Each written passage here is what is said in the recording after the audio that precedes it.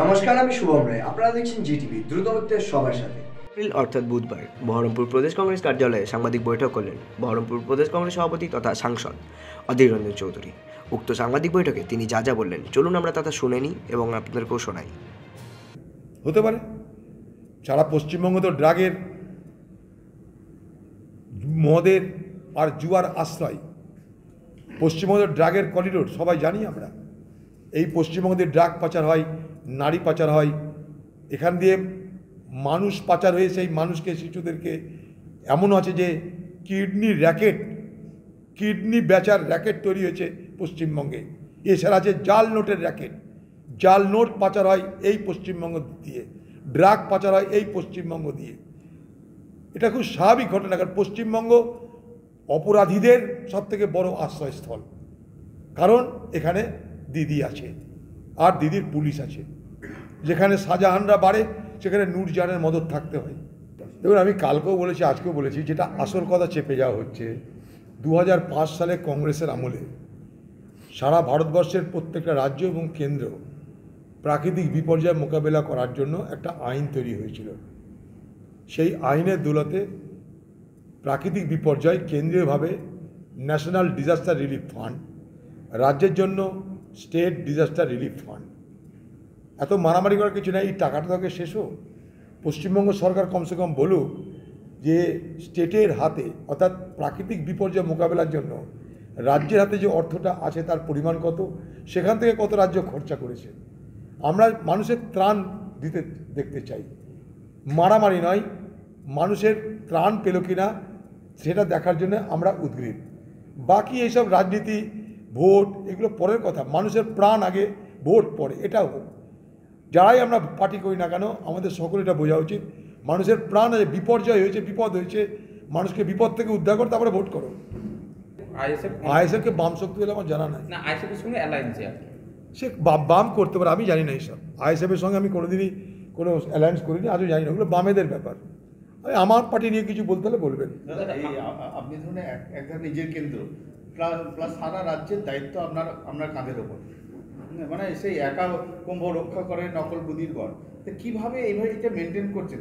এবং আপনার বাম আর কংগ্রেসের তীর্থশক্তি একটা উত্থান, সেই হিসাবে দেখুন, বাম কংগ্রেসের সঙ্গে আমাদের সিটের অ্যাডজাস্টমেন্ট হয়েছে।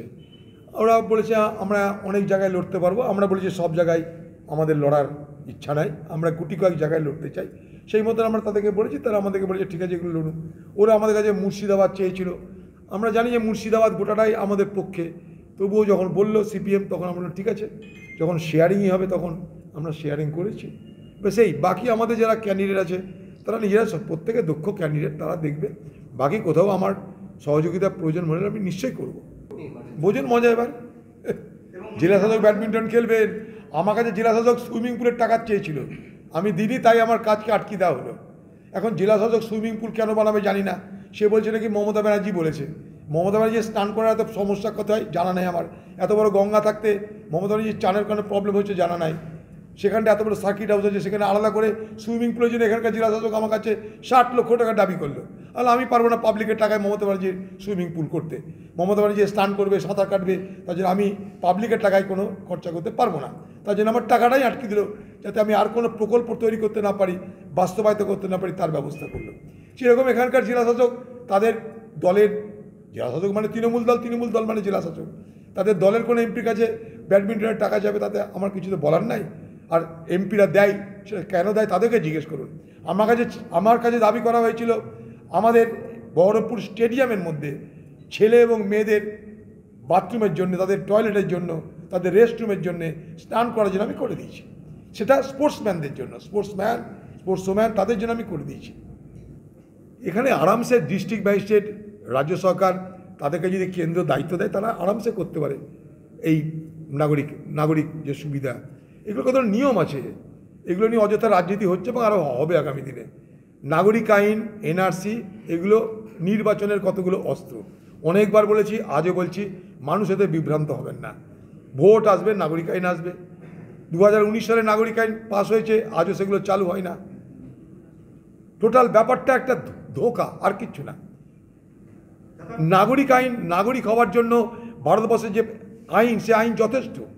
বরং আজকে যে আইনের কথা বলেছে সেই আইনে হিন্দুদের বিপদ বেশি বাড়বে। কারণ আগে হিন্দুকে প্রমাণ করতে হবে সে ধর্মীয় কারণে অত্যাচারিত হয়ে এসছে, হিন্দুকে প্রমাণ করতে হবে সে এখানকার অনুপ্রবেশকারী, তবে সে দরখাস্ত করবে। এতদিন ধরে যারা আছে তাদেরকে নতুন করে অনুপ্রবেশকারী নিজেকে নিজে তকমা দিয়ে দরখাস্ত করতে হবে নাগরিকত্ব পাওয়ার জন্য। এর থেকে বড় যন্ত্রণা কী থাকতে পারে?